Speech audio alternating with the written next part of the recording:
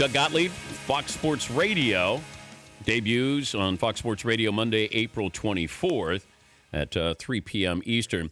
Now, that's for sure, because last time you were here, last week, we didn't know if you were maybe going to get the Oklahoma State job. What happened? They decided that retention of staff and retention of current players was the most important thing. And apparently Mike Boynton went in and wowed him in an interview, and I did not. Or I don't know. Like, I haven't gotten – the feedback I got from Mike Holder, the athletic director, was I felt like I couldn't hire somebody who hadn't coached before. I thought – I would assume when I hung up that phone that it was going to be somebody, a Tom Crean, a Tim Jankovic, somebody of who had a resume that I couldn't compete with on paper. How were you told? I was told on the phone. I literally landed from Oklahoma in New York City. I was driving in, and the phone rang, and like the range of emotions when you see the athletic director call you, you're like, this could be this. I'm a positive person. I was like, all right, this is it. And so when I talked to you, you were in Atlanta changing planes. Yeah. So you had just interviewed. And then the day before. Yeah. So then you flew to Atlanta to connect, and then you were going to New York. Yeah. And then you landed in New York after you spoke to us in Atlanta. Yeah. And then you got the news. Yeah. Wow. Yeah, it was weird. It was on the plane, I was texting with people. I was texting with my brother and I. My brother was going to join me on staff. Miles Simon, who works at ESPN, he was going to be part of my staff. Todd Licklider, who had been at Butler's a scout for the Celtics, and there's a couple other people who I was thinking about, and then we were lining up. All right, who do we immediately call? All the different targets. Do we know these people's parents? Do we know these people, AAU people? And we had a couple who are fifth. Part of the game now is fifth-year transfers, and we had some good connections with a couple fifth years. So we were just, I wanted to. If somebody said go, hit the ground running and start making some calls, and so I got the call, and you go up, and then you go down. But is it just coaching Oklahoma State, or do you want to coach? I would like to coach. It has to be the right thing, because as I one of the great things. Why not be an assistant coach? One, I have a great job. Two, you put yourself into a pool of people. You put yourself into a much larger pool of people. Don't get me wrong; it's going to take an athletic director who has a unique vision and has faith in my ability to surround myself with people who know what I don't know. But you're going to put yourself. My brother's been assistant coach for over 20 years. Okay, he helped build San Diego State from nothing to a powerhouse. Cal Berkeley, they went to 4 tournaments in 6 years and won the league. And at Oregon State, they hadn't made the tournament in 25 years. Second year there, they did so. And he has been unable to get a head coaching job. Mm-hmm. He's been close, but he's been. It's really, really hard to get these jobs. Why put yourself in a pool of, 3,000 candidates when you can be, again, different and unique, but in a small. And besides, like, I have a better job, I make plenty of money, and I'm going to get a chance to move back to Southern California, where my mom lives, where all our friends are, where our kids will be happy. So would I entertain it? Yes, absolutely. The right thing. I'd love a shot, but it would have to be the right thing. Last time you were here, you talked about Steve Alford, that you heard it was a done deal. Uh-huh. What happened? I'm led to believe that the buyout, which is $8 million on his contract, was prohibitive. And the thought was when Indiana first got to the point where they were thinking about making a change. Is an athletic director calling you right now? That's actually my wife. She has a special ring. That's my wife. Oh, okay. So for you. Does she know what you're doing today? She does know, but she doesn't know times. I said, I'm going up to see Dan. And she's like, oh, Dan's going to give you the business for not going over to his house to watch the game on Saturday night. Do you want to get into this? We can get into it. I'm like, I'm first of all, dude, you invited me to your house. You said man cave. I thought you meant here. Well, I was going to do it here if there was going to be enough guys, a little bit larger. We would have done it here from the. So I'm not the only one who blew you off, is what you're saying? Oh, no. There were other guys who were actually out of town. Okay. But I was in town. Did you think it was a faux invite? I thought it was a little pity invite. That's honestly what I... No, because I wouldn't want you a pity party because you didn't get the Oklahoma State job. But then you texted me that don't worry, I was going to invite Mike Boynton instead. Like that hurt, dude. That was some high quality trash talk, but below the belt. Okay, now what led up to that is I reach out to Doug. Doug goes, hey, didn't get the job, but I'm part of Fox Sports Radio, and I'm really happy, proud of that lineup. And if you need a drinking buddy, this is Saturday morning. And I said, okay, it's 9:34. Mm-hmm. And I go, yeah, hey, come on up. We'll have either my man cave or my house. Mm-hmm.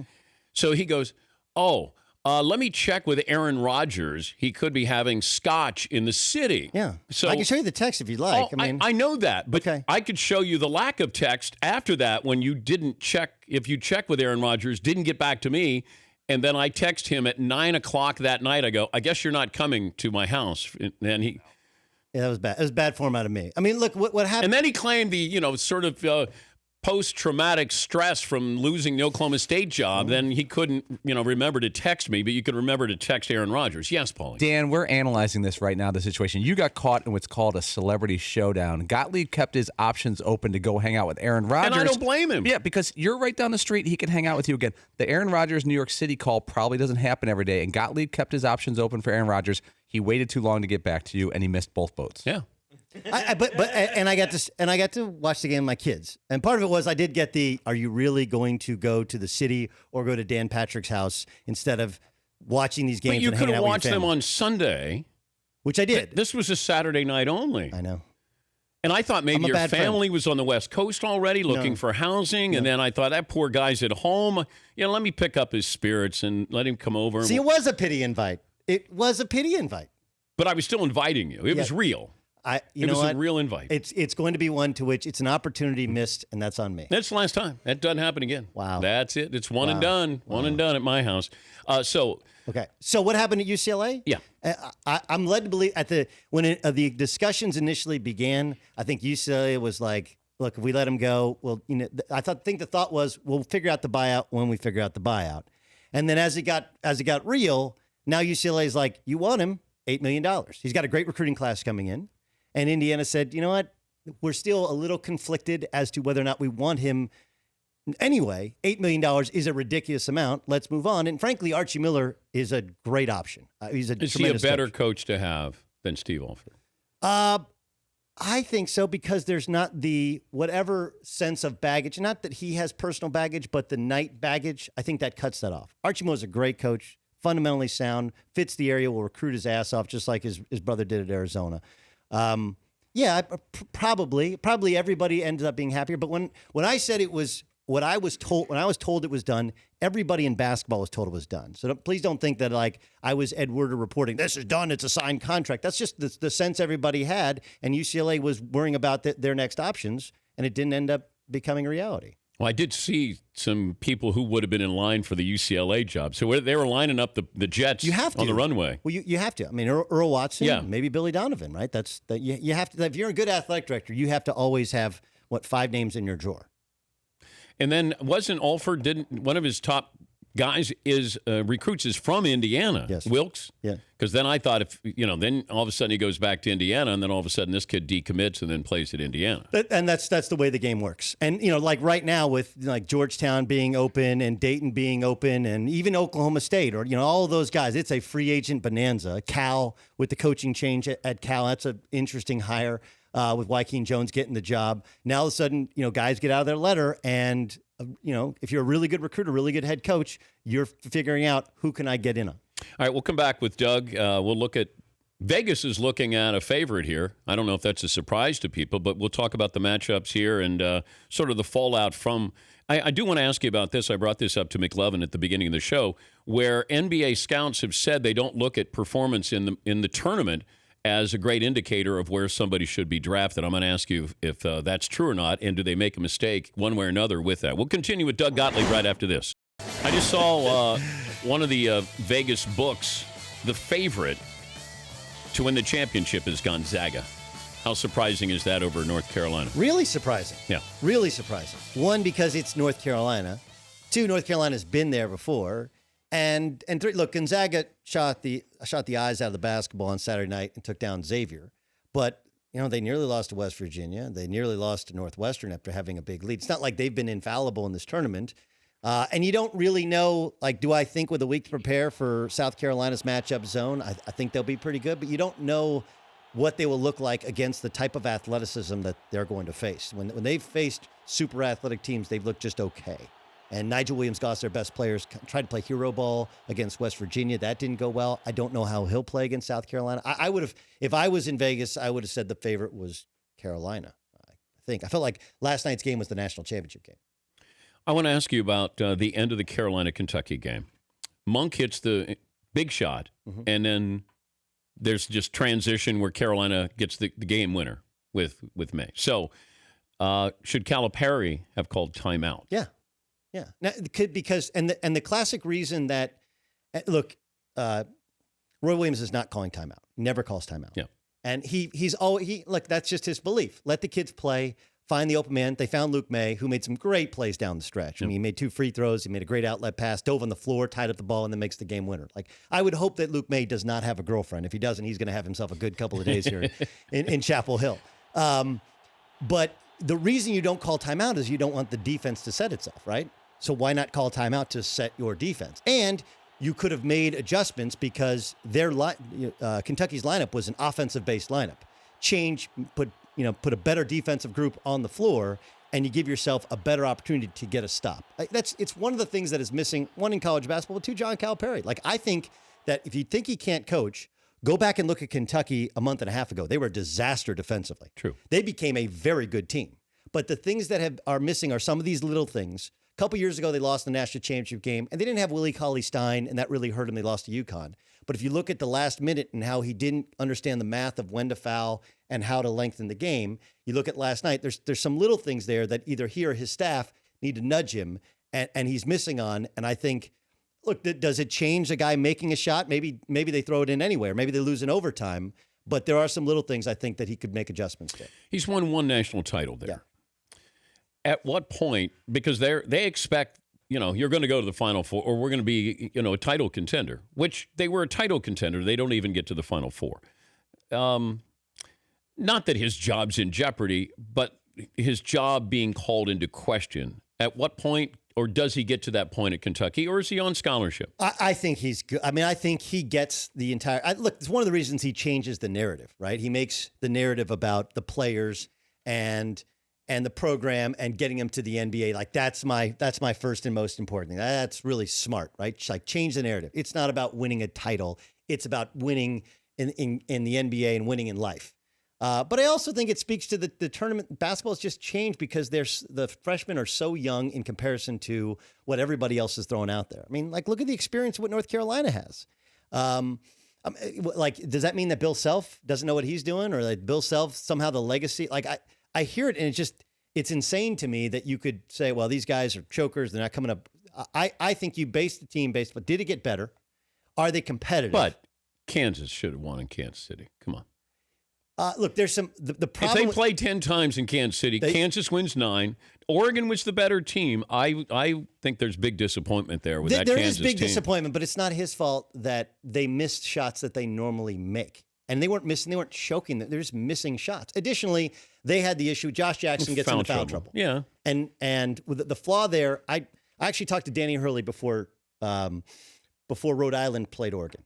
And, we talked about, because I know Oregon really well. And he said, what do you do? I said, well, the problem is that Dylan Brooks is your 4-man, right? So who do you want to put on Dylan Brooks? He said, Jared Terrell. But I don't want him, and here's where Danny's smart, I don't want him guarding him in the first half, picking up foul trouble. Yeah. The problem with Bill Self is he had to have Josh Jackson on Dylan Brooks. He doesn't really have a backup for him. They don't have any depth. Once he got into foul trouble, it forever set them back. And then they got tight when they got down, and they could never kind of get over that hump. Frank Martin's 51. Great job at South Carolina. Normally, coaches use this platform to jump to another job. Is Frank Martin South Carolina's coach for a long time? I don't know. I mean, people always thought that when the Miami job came open, he's from Miami, coached at Miami Senior High School, that would instead they went to Coach L. So maybe if that one comes open, that makes sense. Frank he's wired very, very differently, and I think South Carolina becomes a place to which, kind of like Spurrier, he's been able to take them to heights they've never seen before. He's got an athletic director he's got a great relationship with. I don't think you need to chase it as much as you previously did, and I also don't like he doesn't strike me as the next Kentucky guy, the next Carolina guy. Can the next he get in the number 1 recruit, Zion Williamson from South Carolina? Could he? Yeah, I think he's from North Carolina. Could he? I mean, that's what needs to change in order to keep Frank Martin there. Like, remember, Kevin Garnett's from South Carolina. Yeah. He went his last year of high school. He went to Farragut in Chicago. If you can simply build a fence around South Carolina and keep all those kids home, like Sindarius Thornwell, then you got a shot. Paulie, where's Zion Williamson from? Straight out of Spartanburg, South Carolina. South Carolina, my bad. There you go. Yeah, if you can keep him there, Yeah, dude, you stay. I wanted to also ask you about NBA scouts have talked about they look at March Madness and they don't really derive anything from that. I think that's BS. Well, I think it's BS too, but I don't know how much value you put in to McLevin. What was the expression that was used to you or that you heard? Oh, just that, for one thing, the scouts don't really get good seats at those games, so they don't go to them, and that freshmen are more valuable. Well, basically, freshmen don't do well in the tournament, but they still go high in the draft. Well, yeah, but I do think there are guys that move up in the draft based upon their performance in the NCAA tournament, right? Who have you seen? Thornwell's going to move up, right? Yeah, I mean, like Jordan Bell. Suddenly, people are talking about as an NBA player. Jordan Bell's 6'8". He's the most athletic kid remaining in the tournament. He's a freak, but like he should be playing football, not basketball in the NBA. Like I don't know where you put him on a basketball. Well, you'll get a floor. Draymond Green type that he can do everything. He can't shoot like He Draymond. can't shoot. He can't handle. He can't score in the post. He's just a freak athlete who plays. Other than that, he's exactly like Draymond Green. And I like Jordan Bell. Okay, but whose stock went up and whose stock went down? Well, like Tyler Dorsey's stock is gonna go up. Yeah. And he's shot the lights out of the basketball. But he's in between a 1 and 2. He can really shoot, but he's not really creating his own shot. Like they're playing some zone to hide him a little bit defensively. So to anybody who says it doesn't, you can go through and go back. Corey Brewer at Florida. Remember, like he got drafted way above his level, but it was based upon riding the wave. Torian Green on that team got drafted in the second round of the draft. Lonzo Ball draft status get hurt at all? I think it got hurt not because they lost, but because the way in which he looked against the type of athleticism that Kentucky had. He looked like that shot takes a while to get off. He looked like he couldn't get it off. De'Aaron Fox looked too athletic for him. He looked more normal. Now, that doesn't mean he drops out of the lottery, but I think that every scout who watches that game says, well, De'Aaron Fox got a chance now to go ahead of Lonzo Ball because he's so explosive. And like the most important thing in the NBA. Would you take him over Lonzo Ball? I would take Lonzo because I think he makes everybody better. But I understand that the hardest thing to get is somebody who guards these point guards or lead guards in the NBA. And De'Aaron Fox can do that. Like, I don't know if he'll do it at the level he's doing it now immediately in the NBA, but eventually he will. And if he develops a jump shot, he has a chance to be as good or better player. To me, though, Lonzo immediately makes everybody better. He has a certain just a je ne sais quoi about how he plays that when you watch him, like, wow, he puts the ball right in the right spot, and pros are going to love playing with him. So how's this play out next weekend, Final Four? I think it's a hard matchup for North Carolina to match up with Dylan Brooks at the power forward. Like Luke May can't guard him. That can't happen. So you probably have to move Justin Jackson onto him. But I do think Carolina has the depth there. I think Carolina wins that game. I think Gonzaga beats South Carolina. And in a year in which we thought, hey, it's anybody's ball game, you still have 2 1 seeds going at it. And I think that North Carolina wins. I think that Joel Berry's, if healthy, is a better big game player than Nigel Williams-Goss is. I think it's one of the few games in which Kennedy Meeks' size will be effective instead of sometimes being out-athleted on the floor. And I think that Justin Jackson's improvement as a shooter, I think he's too big and too long for Gonzaga's wings. I think North Carolina wins, which is crazy because last year was supposed to be the year. This year wasn't supposed to be the year. It's their redemption tour. Speaking of which, I'll talk to you next time you'll be at Fox here coming up, right? It'll be a lot of fun. I'm excited to follow Cowherd, who follows you in the lineup. And it's awesome. So I'm very excited about the opportunity. If we decided to do a radio network team, how do you think we'd do? Me and you? No, us against, like we'd have a starting 5 against another radio network. Basketball? Yeah, or basketball. Well, Cowherd claims to have played in high school. Clay Travis was a lawyer. I'm trying to think who, like Russillo is a hack, dude. Like Russillo's he's got a McHale game, but at the other end, he's like Rick Mahorn defensively. I don't think they have anybody else who can play over there. Stephen A. played at. No, he can't play. Can't play? No. But like, can you move it? Like, you don't have to move. All you have to do is set up shop in the corner. That's me. You want corner? Where do you like it? That's 3 in the corner. I got Greeny on me, so I'm going to score on him. Well, you can score in the post on Greeny. Yeah, that's not really okay. hard. All right. Greeny strikes me as a flopper. What he about strikes me. Bomani Jones? Can he play? No chance. No chance. Zero. Lebitard can't He was play. in like the marching band, wasn't he? Was he a drum guy? A lot of reach. Huh? Good wingspan. He does have he has big hands, long arms. But I do not think he can play. He's got ET fingers. He does. He has super long fingers. Phone hole. He's got super crazy long fingers. Yes. But that doesn't help you play basketball. Levitard can't play. No chance. Yeah. Levitard suffers from noacetol. Have you ever seen photos of him? Like it's really back in the legs. He needs some of those implants. It's a one piece he's got. Thank you, Doug, for stopping by. The Dan Patrick Show, weekday mornings on Audience.